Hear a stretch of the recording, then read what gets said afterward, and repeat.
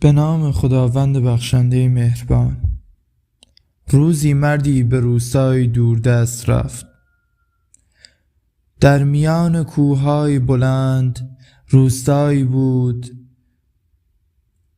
مملو از خانه‌های خشتی، خشت‌هایی که با گل و کاه ساخته شده بودند. مردمانی خونگرم داشت و در میان قصه ما مردی پیرمرد بود. او بسیار خدا را ستایش می کرد و همیشه در همه جا در همه کار اسم خداوند بر لبش بود و خواهان میل خدا بود.